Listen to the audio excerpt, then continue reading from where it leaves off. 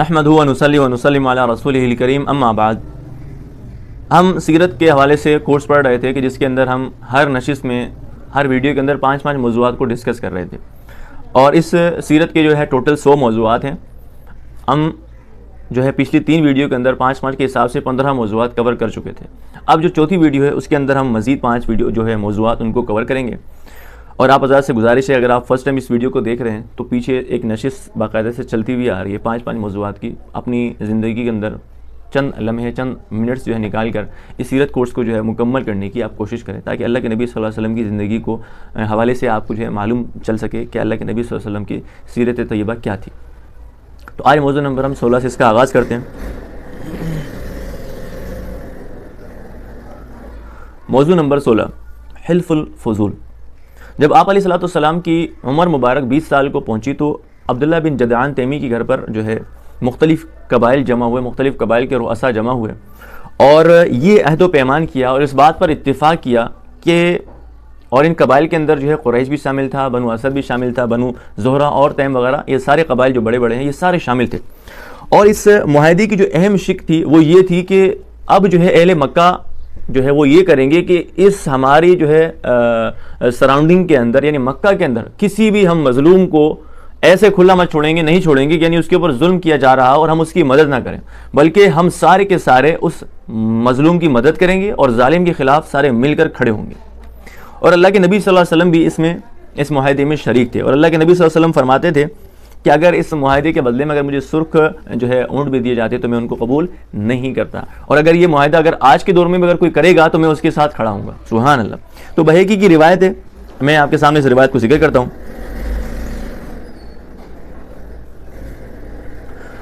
لقد شهدت في دار عبد الله بن جدعان حلفا ما احب ان لي به حمرا نعم ولو ادعى به في الاسلام لاجبت، رواه البہیقی۔ تو اس کے اندر اللہ کے نبی صلی اللہ علیہ وسلم نے اس بات کو ذکر فرمایا جو میں نے آپ کے سامنے رکھی کہ اللہ کے نبی صلی اللہ علیہ وسلم فرماتے ہیں کہ میں عبداللہ ابن جدعان کے گھر پر حاضر ہوا کہ جہاں پر یہ جو حلف لیا جا رہا تھا، معاہدہ کیا جا رہا تھا، عہد و پیمان کیا جا رہا تھا، اور مجھے یہ معاہدہ اس قدر پسند تھا کہ اس کے بدلے میں اگر مجھے صرف اونٹ بھی دیے جاتے تو میں اس کو پسند نہیں کرتا، بلکہ اس سے زیادہ پسندیدہ مجھے یہ معاہدہ تھا۔ اور وَلَا أُدْعَى بِهِ فِي الْإِسْلَامِ، اگر یہ مجھے اسلام کے اندر اس طرح کوئی معاہدہ پیش آ جائے، اگر کوئی کر رہا ہو تو میں اس کے اندر ضرور شریک ہوں گا۔ آگے دیکھیں سبب اس کا کیا بنا۔ اس کا سبب یہ بنا کہ عاص بن وائل نے جو ہے کسی سے سامان لیا تھا اور پھر کیا کیا، اس سامان اس کی جو رقم ہے اس کی وہ ادا نہیں کی، تو جس کی بنا پر مختلف قبائل کے جو سردار ہیں وہ جمع ہوئے اور انہوں نے کیا کیا، اس کا جو حق تھا اس مظلوم کا وہ اس کو حق دلایا اور اس کی جو رقم تھی اس کو واپس دلوائی۔ اور چونکہ اس معاہدے کے اندر 3 ایسے سردار شامل تھے کہ جن کے جو نام جو ہے وہ اس ناموں کے اندر فضل شامل تھا، یعنی فضل کا لفظ آ رہا تھا، تو اس وجہ سے اس معاہدے کا نام ہی کیا رکھ دیا، یعنی حلف الفضول رکھ دیا۔ حلف کہتے ہیں معاہدے کو، اور فضول اسی سے جو یہ 3-4 سردار شامل تھے ان کے نام فضل کے نام سے شروع ہو رہے تھے 3 سرداروں کے، تو لہٰذا اس کو نام ہی حلف الفضول دے دیا گیا۔ فرما رہے ہیں وفی هذا الحلف قال زبیر بن عبد المطلب ان الفضول تعاقدوا وتخالفوا الا يقيم ببطن مكة ظالم امر عليه تعاقدوا وتواثقوا فالجار والمعتر فيهم سالم۔ سبحان اللہ، یہ اشعار تھے جو حضرت زبیر بن عبد المطلب نے کہے تھے اس موقع کے اوپر۔ یہ تو تھا موضوع نمبر 16۔ اس کے اندر آپ کے سامنے میں نے ذکر کر دیا موضوع نمبر 16 کے اندر کہ حلف الفضول جو ہے یہ معاہدہ جو ہے کیوں ہوا تھا، کس وجہ سے ہوا تھا، اس کی وجہ تسمیہ کیا تھی، اور اللہ کے نبی صلی اللہ علیہ وسلم اس معاہدے کے اندر شریک تھے۔ یہ بات آپ کے ذہن میں آ گئی۔ اب آتے ہیں موضوع نمبر 17 کی طرف۔ موضوع نمبر 17 کے اندر ہم پڑھیں گے کعبۃ اللہ کی تعمیر اور آپ علیہ الصلوۃ والسلام کا فیصلہ۔ اچھا، نبوت اور رسالت پر فائز ہونے کے تقریباً 5 سال پہلے جو ہے جب آپ علیہ الصلوۃ والسلام کی عمر مبارک، آپ کو معلوم ہے کہ نبوت 40 سال کی عمر میں ملی ہے، تو 5 سال پہلے لگا لے تو 35 سال کی عمر میں، تو جب 35 سال کی عمر کو پہنچے تو کعبۃ اللہ کی تعمیر کا ایک واقعہ پیش آیا۔ ایک سیلاب نے جو ہے جب کعبۃ اللہ کی تعمیر کو بہت کمزور کر دیا تھا تو قریش نے جو ہے اس کی اثر نو تعمیر کرنے کی جو ہے ان کا ارادہ کیا کہ اس کو کعبۃ اللہ کو دوبارہ سے تعمیر کیا جائے۔ تو قریش کا ہر قبیلہ اس کے اندر شریک ہوا اور پہلے حضرت ابراہیم علیہ الصلوۃ والسلام کا جو قائم کردہ جو بنیادیں تھی ان تک عمارتوں کو جو ہے ڈھایا گیا اور پھر تعمیر کا آغاز کیا گیا۔ جب عمارت جو ہے حجر اسود تک پہنچ گئی، یعنی اب حجر اسود کو رکھنا ہے اپنی جگہ کے اوپر واپس، تو یہ تنازع کھڑا ہو گیا کہ اب اس حجر اسود کو اپنی جگہ پر کون رکھے گا، کیونکہ یہ ایک شرف تھا، یہ ایک اعزاز تھا جو ہر قبیلہ اپنے نام کرنا چاہتا تھا کہ یہ اعزاز مجھے ملے کہ حجر اسود کو ہم نے، ہمارے قبیلے والوں نے رکھا ہے۔ تو اس حوالے سے جھگڑا شروع ہو گیا اور عنقریب قتل و غارت جو ہے شروع ہو جاتی اور تلواریں نکل جاتی. تو پھر اس وقت جو ہے ابو امیہ مخزومی نے یہ فیصلہ کیا کہ مسجد حرام کے دروازے سے دوسرے دن اگلے دن اگر جو سب سے پہلے داخل ہوگا بس اسی کے ہاتھ میں فیصلہ کرنا جو ہے طے پائے گا, یعنی وہ جو فیصلہ کرے گا اس کو سب مان لیں گے.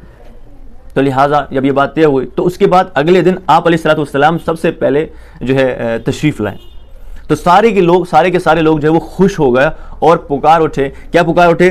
ھذا الامین رضیناہ ھذا محمد, یہ تو امین ہے, ہم تو ان سے راضی ہیں, یہ تو محمد ہیں. اور ماشاءاللہ دیکھیں سارے کے سارے قبائل خوش ہو گئے اور اطمینان کا اظہار کیا.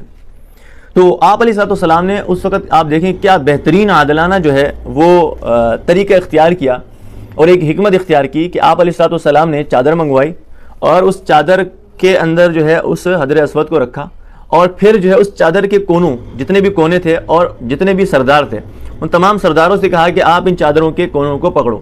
تو تمام جتنے سردار تھے ان سب لوگوں نے چادر کے کونے پکڑ لیے. تو ان سب نے مل کر حجر اسود کو اٹھایا. تو اس اعتبار سے پتہ یہ چلتا ہے کہ سب کو اعزاز نصیب ہو گیا حجر اسود اٹھانے کا. اور پھر اللہ کے نبی صلی اللہ علیہ وسلم نے جو ہے اس حجر اسود کو جو اٹھا کے اپنی جگہ پر نصب کیا.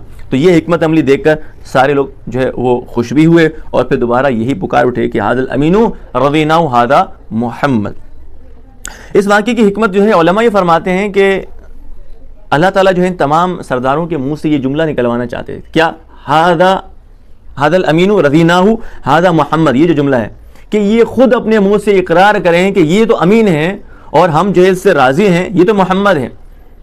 اب جب ان کے منہ سے اقرار کروا دیا تو جب بعد میں نبوت آئے گی تو ظاہر بات ہے ان کی باتوں میں تضاد ہوگا, کیونکہ شروع میں یہ خود کہتے تھے کہ آپ امین ہیں, امانت دار ہیں, آپ جو ہے ہم آپ سے راضی ہیں, آپ محمد ہیں. تو جب اللہ کے نبی صلی اللہ علیہ وسلم دین کی دعوت لے کر آئیں گے تو جب یہ انکار کریں گے تو لہٰذا ان کی باتوں میں تضاد آپ کو خود بخود نظر آ جائے گا کہ شروع میں آپ امین کہتے تھے, اب کیسے کہہ سکتے ہیں کہ یہ اس طرح کی باتیں کر رہا ہے وغیرہ وغیرہ, جیسے آگے بات ذکر ہو بھی جائے گی.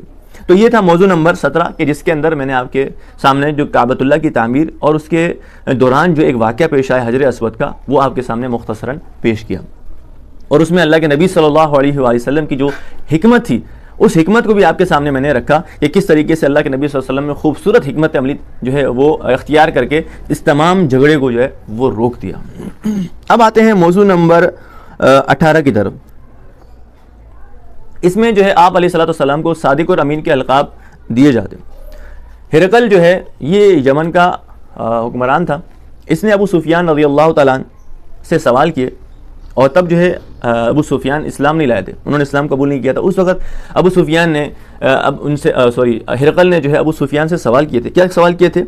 قال فهل كنتم تتهمونه بالكذب قبل ان يقول ما قال, یعنی کیا تم اس وقت بھی جب ابھی تو نبوت کا انہوں نے محمد صلی اللہ علیہ وسلم نے دعویٰ کیا جو ہے نبوت کا, اس سے پہلے بھی تم کیا ان کے اوپر جھوٹ کا تہمت لگاتے تھے کیا؟ ابو سفیان نے کہا قلت لا, نہیں. قال فهل يغدر, کیا انہوں نے کبھی محمد نے کبھی دھوکہ دیا کسی کو؟ قلت لا. یہ صحیح بخاری کی حدیث سنا رہا ہوں میں آپ کو, حدیث نمبر 7. تو اس کے اندر انہوں نے صاف انکار کر دیا کہ نہیں, انہوں نے بالکل کبھی دھوکہ نہیں دیا. پھر لوگ جو ہے آپ علیہ الصلوۃ والسلام کے پاس امانتیں اپنی رکھوایا کرتے تھے اور تعمیر کعبہ کے موقع پر بھی آپ نے دیکھ لیا سب نے کیا کہا, ھذا الامین رضیناہ ھذا محمد. اور پھر نضر بن حارث نے قریش سے کہا تھا, کیا کہا تھا کہ قال نضر بن حارث قد كان محمد فيكم غلام حدثا ارضاكم فيكم واصدقكم حديثا واعظمكم امانه.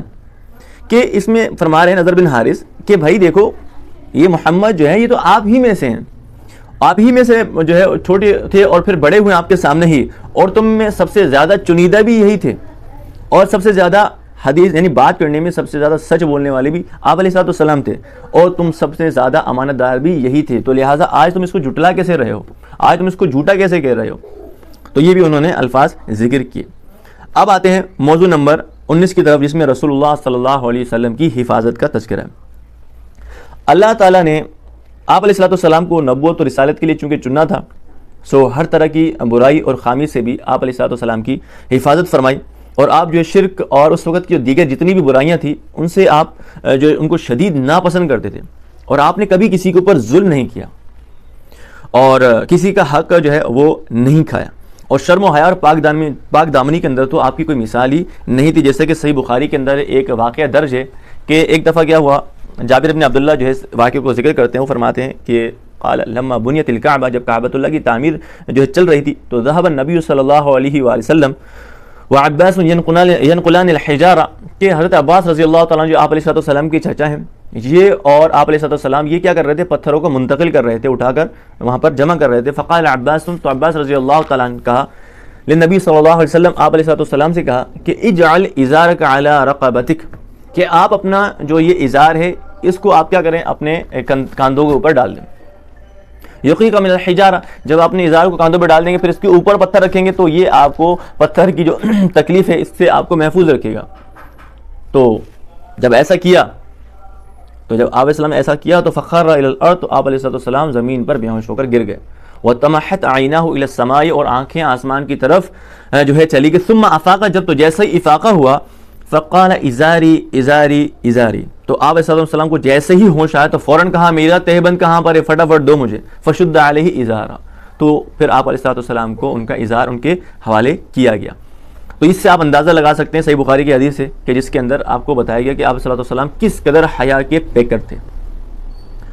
اب آتے ہیں موضوع نمبر 20 میں کہ آپ علیہ السلام کو 40 سال کی عمر میں آپ صلی اللہ علیہ وسلم جو ہے وہ پہنچتے ہیں، اور آپ کو جو ہے، اور اس عمر کو جو ہے پختگی کی عمر جو ہے قرار دیا گیا، اور کمال کی عمر جو ہے وہ 40 سال ہے، اور اسے سن الرشد بھی کہا گیا. یہی وجہ ہے کہ اللہ نے اس عمر کو جو ہے نبوت اور رسالت کے لیے بھی منتخب کیا. آپ علیہ السلام بھی 40 سال کی عمر کو پہنچتے ہیں. عقل و حلم، صدق و امانت کی صفات کے اعتبار سے پورے عرب میں آپ علیہ السلام جیسا کوئی نہیں تھا. اور اس کی سورہ احقاف کے اندر بھی سن رشد کا تذکرہ ہے کہ وَوَصَّيْنَا الْإِنسَانَ بِوَالِدَيْهِ احسانا، جب اس کو آگے آپ پڑھیں گے تو اس کے اندر اس کا تذکرہ ہے. تو یہ تھے موضوع نمبر 20 تک. آپ کے سامنے میں نے 5 موضوعات رکھے کہ جس میں سیرت کا ہلکی پھلکی جھلکیں تھی اور مختصراً کچھ خاکہ تھا، تفصیلی تو نہیں ہے. میں جامعیت کے ساتھ تو سیرت نہیں بیان کر رہا ہوں، البتہ اپنی سطح پر کوشش کر رہا ہوں کہ اللہ تعالیٰ مجھے بھی سیرت کو سیکھنے کی توفیق عطا فرمائیں، اور آپ حضرات بھی ہمت فرمائیں کہ اللہ تعالیٰ آپ کو بھی توفیق اور ہمت دیں کہ آپ نبی صلی اللہ علیہ وسلم کی زندگی کو سیکھیں. تو یہ 5 موضوعات ہیں. انشاءاللہ آگے بھی مزید موضوعات اس طریقے سے ہر نشست میں 5 موضوعات کو ڈسکس کیا جائے گا. اللہ تعالیٰ ہمیں عمل کی توفیق نصیب فرمائے اور نبی علیہ الصلوۃ والسلام کی زندگی کو اپنانے کی ہمارے اندر جو ہے توفیق اور ہمت عطا فرمائے. وآخر دعوانا ان الحمد للہ رب العالمین.